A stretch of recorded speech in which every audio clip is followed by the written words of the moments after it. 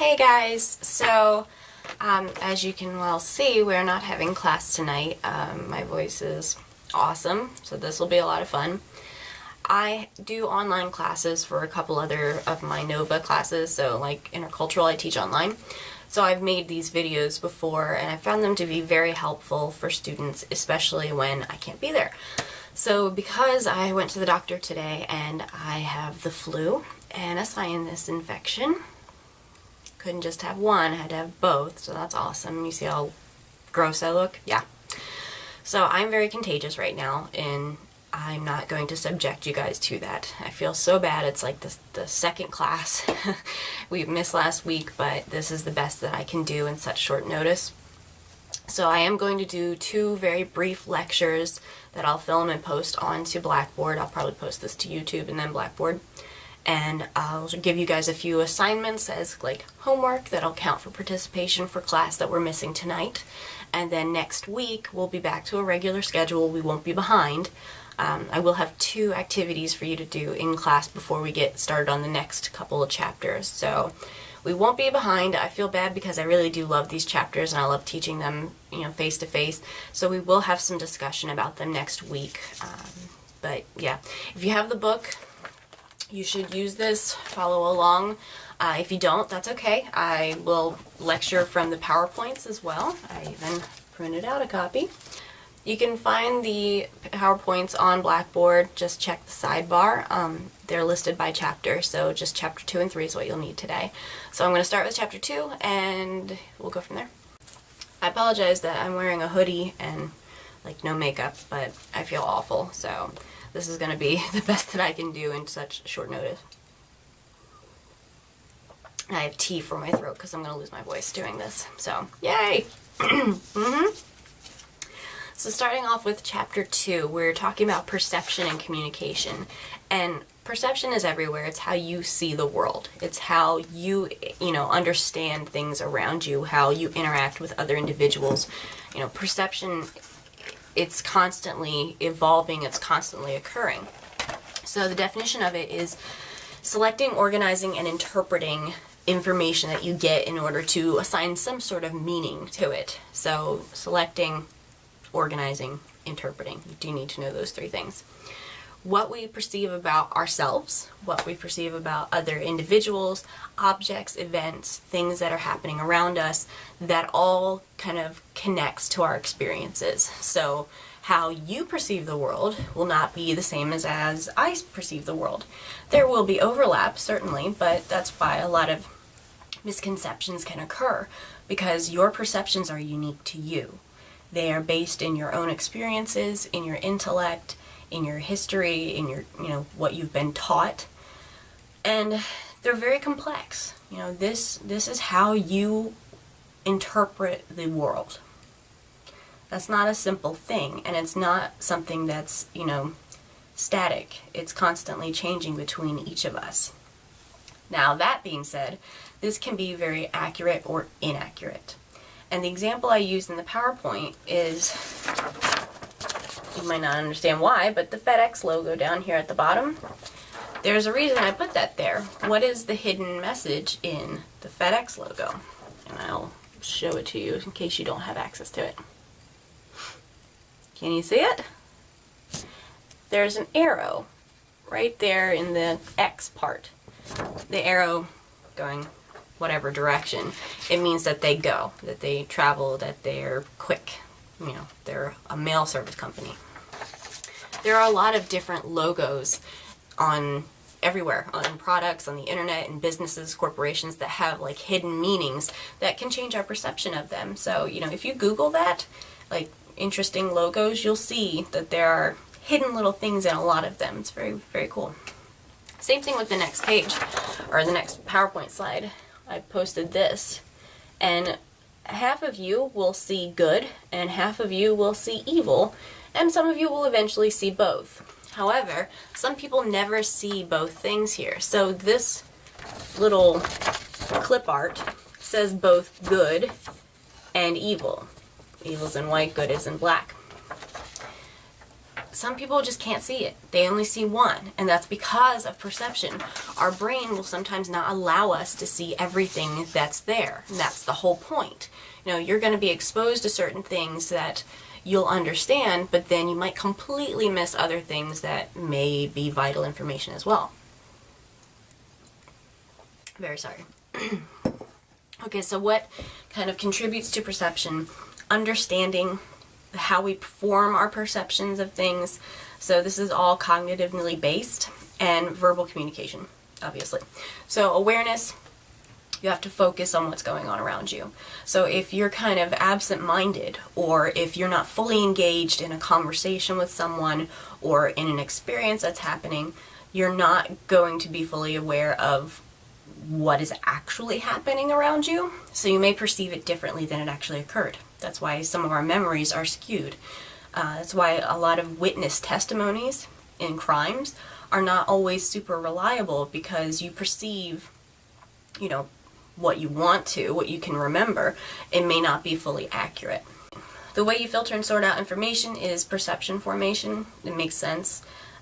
How your mind processes and stores information. So how you recall memories, this is all part of that perception formation. And this can change over time. So a childhood memory that happened not too long ago, let's say you were 6 years old, and when you were 7 years old, you still remember what happened. However, 10 years later, 20 years later, 30 years later, you might not even remember the event, or if you do, you may remember it differently than it actually occurred. In verbal communication, we form impressions from what we hear from people. That's why the way you say what you say is so incredibly important. So your speech pattern, your grammar, your dialect, your accent, word choices, that all affect the way we perceive you. That tends to be the biggest issue, that we will perceive someone as feeling a certain emotion that maybe they're not, or that they may be acting a certain way, or you perceive them to be maybe attacking you, but they're not. And we can't help that, because that is the nature of perception. So like I said, it's based on 3 different things. Selecting, organizing, and interpreting information. The first is selection. So again, with the little fun clip art, tell me who you see in that photo. What do you see first? What do you see second, if anything? For me, I always ended up seeing the old lady first, and then I see the young girl. Some people have a very hard time seeing the young girl. She's looking away. Her head's turned away from you. There are tons of these things online. So selection is the first part of this. That's why I said I see the old lady first. That is the first thing that I select out of that picture, even though it's a multifaceted picture. It's got more than one thing going on in it. So this is how you sort out one stimuli over another. And you get very little control over this. Your brain is all in charge of this. This can be based on your prior experiences, or something that you find intriguing or attractive in some way. So that's what you'll focus your attention on. There are 3 different types of selection that can occur. Selective exposure, selective attention, and selective retention. So exposure is deliberately choosing to experience certain stimuli and avoid other stimuli. So you kind of pick and choose what you want to pay attention to. We do that. It's that whole idea of selective listening. Same thing. Selective attention is focusing on one stimuli more than the others. So maybe you're focusing on one conversation with someone, and there are a lot of people talking around you, but even within that, in that conversation, perhaps you're focusing on something that this person said in a certain way that seemed very sarcastic. And even though they're beyond talking about it, they're talking about something else, you're still kind of focusing your attention on that one specific part of the conversation. And then selective retention is processing, storing, and retrieving information that you've already selected and organized and interpreted. So your memories, what you remember of something. Organization is the second, so how we kind of categorize the stimuli that we're exposing ourselves to. So after you've selected which stimuli it is, you have to organize it so it makes sense. So this can be done through closure, proximity, or similarity. So through closure, you're filling in any details that you don't know. We like to, perceive something as being complete. We like knowing the whole story of things. So if you walk into a conversation halfway through and you don't know the context, sometimes it can come across as a very either inappropriate conversation or one that doesn't make a whole lot of sense to you or just seems off kilter. But it doesn't have to be. We just will fill in the gaps then. Oh, they must be talking about this. Okay. And then you'll jump in the conversation. Now, the trouble with that is that we're not always right. Sorry, we're flawed beings. Proximity is grouping two or more stimuli that are closed. Wow, that I have a typo on the PowerPoint. Close to one another. Whoops. So maybe seeing a group of individuals walking near each other, you may assume that they are friends, that they know each other, not that they're just walking within each other's bubbles. Similarity, grouping two or more stimuli that resemble one another in shape, size, color, other traits. So this is kind of like this. It looks like a duck and it walks like a duck. Maybe it's a duck. That is perception. So looking at the photo on this slide, there's a photo of a cute little baby panda bear cub, which I want one. It could probably rip me apart, but I still think it's cute. And then the animal next to it is a dog. They call it a pan dog. It's just a dog that they have dyed its fur, which is bad, or they've actually bred it so that it looks like a panda. Kind of cute. And then finally, interpretation, so assigning the meaning to stimuli. So this is where the full-blown perception happens. This is when you say, oh, that's what this means to me. That's where we all change. So we interpret things through our past, through experiences we've had before. If you've had a similar conversation with someone who you found out was lying to you, and then you have a conversation more recently that sounds the same, you may think immediately, oh, they're lying to me, even if they're not, because your past experiences tell you that that's a warning. We send up red flags for a reason. Excuse me. New situations. If you're thrown into a new situation, you have to create your perception of it. What do you think about it? So if you've never been to a movie theater before, let's say you grew up in an area that didn't have one, or you just were never allowed to go or couldn't go, and then finally, you're 20 years old and you go to the movies for the first time. You've seen TV, but you haven't gone to a theater to watch a cinema. That is a really interesting experience to have. Now, we all have probably gone to the movies a few times. I went last week. So we have that experience. It's not the shock and awe, the size of the screen, or how many people are there, the way the room is set up, or the whole notion of getting popcorn and a cherry Coke in my experience. Like, why is there a whole event that occurs to go watch a movie that you could watch on TV? You create your perception of how you feel about it. If you don't like crowds of people and you're going to an opening night of a popular film, you might not have a good perception about going to the movie theater. And then through other people's opinions. Let's say you have not yet met someone, but through a mutual friend, you're going to meet this person. So your mutual friend kind of starts telling you about this individual that you're going to meet. What they look like, kind of what their personality is like, what their background is, what their job is, certain traits about them, like, oh God, he's really sweet, he's such a nice guy, he's pretty good looking, very smart, but he has this weird thing where he like sucks on his teeth when he's talking to you, like he'll just keep doing that over and over again, but other than that, he's fine. So guess what happens when you meet him? Yeah, he's cute, he's smart, he's pretty funny.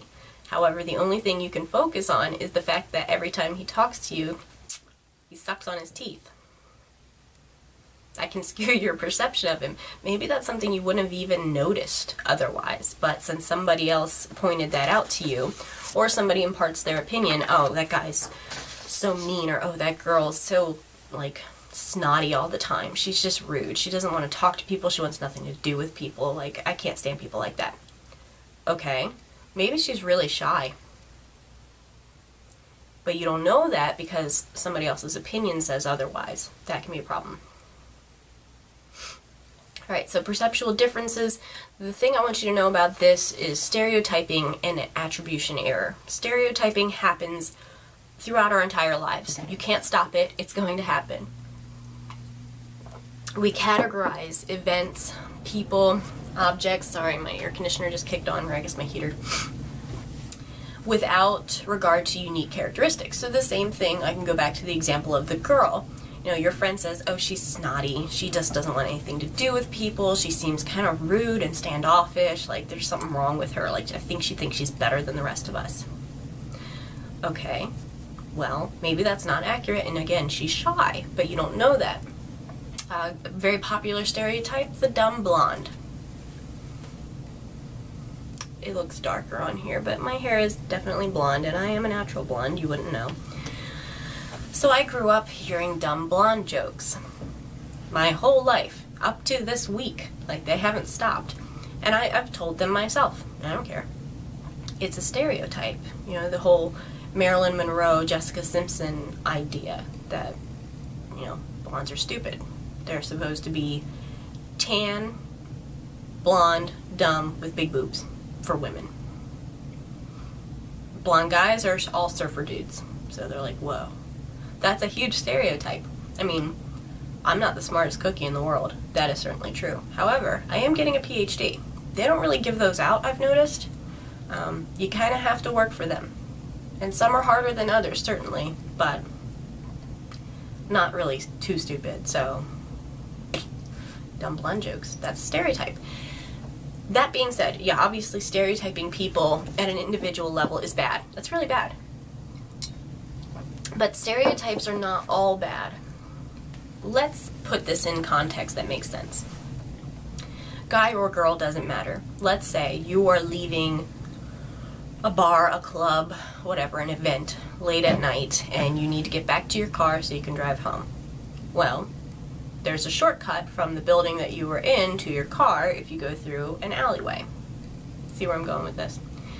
In the alleyway, you see a group of 5 individuals standing together doing something that looks a bit shady. You say to yourself, self, is this a good idea? Okay, yeah. And you decide to go down the alleyway. Or the rest of you are like, no? Why did you say no? Do you know what's going to happen down that alley? Do you know what those 5 individuals are up to? I mean, maybe they're leaving the same place. Maybe they're all just catching up with each other, old friends that bumped into each other. Or maybe it's a gang of people.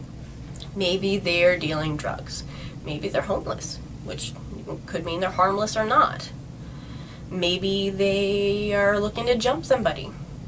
Maybe they're looking to rape somebody. You don't know. Like, that's the thing, we don't know. So we try to categorize situations and events to make judgment calls. And that's when stereotyping's okay. Because, let me be honest with you, if you're in downtown DC and you leave a club late at night, let's say you have a couple drinks in you or whatever, and you're trying to get to your car and or your apartment, walking down a dark alleyway when there are people down there, probably not a great idea. I mean, that doesn't seem like a good idea to me. However, that is a stereotype of a situation to put yourself in that would be considered unsafe. And we find certain situations safer than others. So a gender stereotype would be that if you saw a group of women standing down an alleyway, that could mean a few things. It's a group of friends talking to each other. It could be a group of individuals that work on the street. But they're less threatening than a group of guys that are standing in an alleyway. You see what I'm getting at? Okay. And then attribution error, I'm assuming that you said yes, is perceiving someone's actions because they are that kind of person alone. So one of their personality traits explains all of their behavior. Not true. Okay. Our perceptual differences, we have a lot of them. So culture is part of this, obviously. Gender. You think men and women see the world differently? Hey, you're right. Crazy. But not even just that. Those that have a more masculine approach to how they solve problems versus those who have a more feminine approach. And that doesn't mean you're a man or a woman. I could be a woman with a masculine approach to problem solving, which I am. Physical characteristics. Physical characteristics, so our weight, height, body shape, overall health, strength, and abilities, that affects our perceptions. So if I showed you a picture of me in high school, I look very different than I look now. Not to say I look the worst that I could possibly, I don't.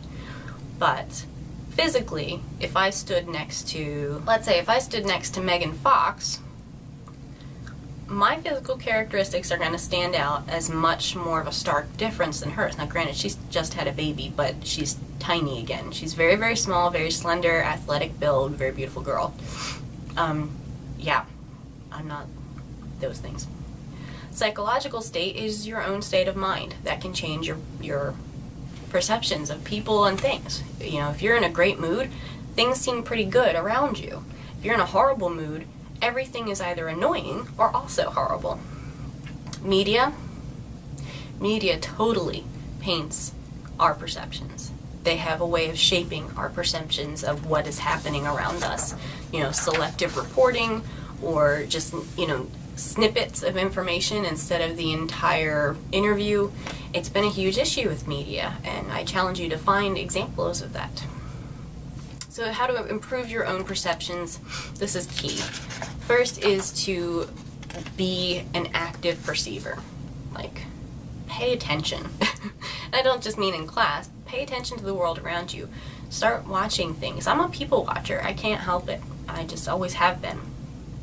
Recognize that everybody's frame of reference is different from yours. And this is the hardest thing to do, because we see the world through our own eyes, through our perceptions. And trying to remove yourself from that is very, very difficult. It's like trying to describe a flavor that you've never tasted before. But you have to at least recognize that somebody else is going to think differently than you. Somebody that finds an individual attractive, you know, the person standing next to you might not find that person attractive. Distinguish facts from inferences. We make a lot of inferences and a lot of assumptions in our lives, and that's okay, but you have to know the difference between factual information and something that is not, something that is opinionated. Become aware of the role perceptions have in communication. Oh my god, that's huge. It's everywhere. It really, really is everywhere. Do a perception check when you are making a judgment call about something. Be sure that you have as much of the facts as you possibly can. And certainly keep an open mind. This is very difficult for a lot of people, but try to be open to the notion that people are approaching the world from different experiences. Therefore, what they've, you know, been exposed to is very different from you. Now, what I want you to do with this chapter, if you don't have the book, that's okay. I'm going to type out these questions on Blackboard. But on Blackboard, under the discussion board section on the left side, I will post questions about the internet and perception. This is on page 41 of your textbook. It's at the bottom of the page. It looks like this. So I will post these questions on the discussion board. There are 4 questions. Choose 2 of them that interest you the most and answer them on the discussion thread that I open. This will just be due by next Monday. I want them so I can see them before class starts next week. That way we can discuss it. So that's a basic summary of Chapter 2. I, again, apologize for it being so whirlwind, but it's the best I could do in this situation. So we will talk about perception in class next week. Same thing as the self in communication, so intrapersonal communication.